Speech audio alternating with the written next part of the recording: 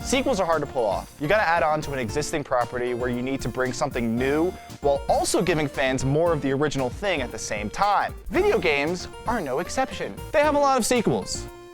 Like so many. And some of them are really good. And some of them are Dark Souls 2. Typically the best video game sequels enhance the gameplay of the original while removing unnecessary or annoying features from the previous title. You do both wrong. Uncharted 2 doesn't do that at all. Naughty Dog looked at Uncharted 1's gameplay, changed almost nothing for 2, and somehow made a way better game. Where they did put a lot of their focus on were the set pieces.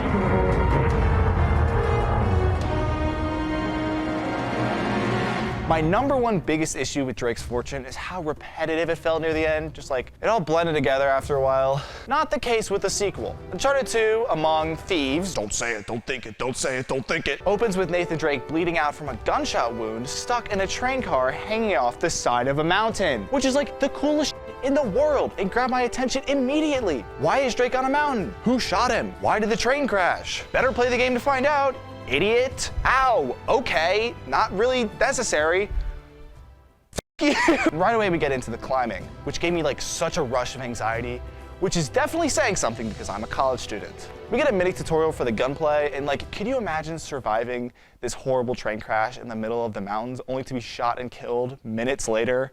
You know, like by a gun. Also throughout this sequence, flashbacks to a couple months prior play showing exactly how Drake's life got so flipped turned upside down. We're introduced to Chloe and Flynn, two fellow treasure hunters who convince Drake to join them. Basically, they're after some sort of big artifact, not that one, which is hidden in like a secret city, not that one. And to find it, Drake needs to follow in the footsteps of this famous explorer. No, that one. So I guess Naughty Dog wanted to incorporate more stealth opportunities and mechanics into the game, with the next section being all stealth-based, which I'm all for. I love stealth sections. The only caveat being, I like to enjoy playing the stealth sections. In this game, one guy will see you, and suddenly, every other enemy in the vicinity radar locks onto you immediately. But the worst part is, like right after, the game gives you silencers. We had them on us the whole time, and we weren't allowed to use them. Why? It's not like Nathan Drake has much respect for the sanctity of human life. He has single-handedly killed thousands of human beings. Also, you're like betrayed or whatever, but like read the title, and they were British. Bob's your uncle. Never trust the British. Rule #1. So 3 months later, Sully comes and bails Nate out of prison. What? Oh yeah, Sully didn't die in the last game, I lied. Like a little book stopped the bullet. He's in like the last half of the game, I just never said anything. Anyways, we're introduced to the main villain, Lazarevich. He's like, I don't know, a warlord, I guess. Doesn't matter, he's a cardboard cutout of a character. Bob!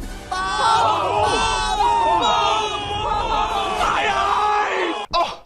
Drake's been betrayed! Again! No, this title's starting to make more sense now. British! I don't know why a war-torn city in Nepal fits so well into Uncharted's gameplay, but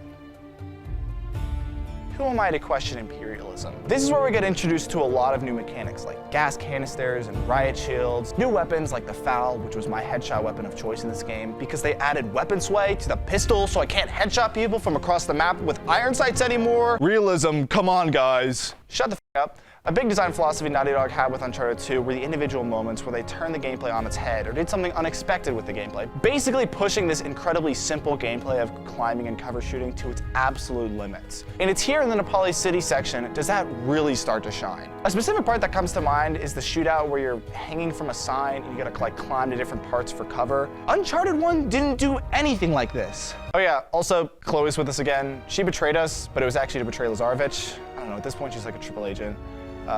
Anyway, she and Drake are clearly boning, which makes it awkward when they bump into Elena from the first game. So apparently, she's reporting on Lazarevich's forces tearing up the city looking for the Chintamani stone. It's like this big treasure in the game. Whatever, it doesn't, you don't care. No, I don't care, you're right.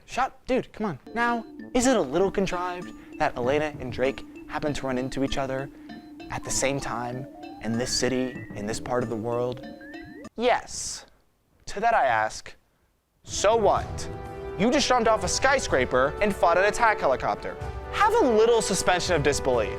But I like this interaction because for a game that plays it pretty safe narratively, it actually acknowledges that Chloe is the new love interest and brings attention to that trope. Elena Fisher, last year's model. That's cute. Personally, I don't like Chloe as much because she can be kind of annoying, you know, a real hothead, not to mention British. British. I'm gonna actually throw up, like, just thinking about British people. Climbing time, finally. Good puzzles. Train time, yes, that one. So basically, Drake gets on the moving train, fights like 40 people while moving up the train, including a guy with a minigun and an attack helicopter, goes through a tunnel into the mountains where he finally catches up with Chloe doing like quadruple agent stuff. I don't know at this point. Flynn shoots Drake, so Drake shoots the train, and now we're back where we started. British! The game actually makes you replay the section from the beginning, which I felt was a little redundant.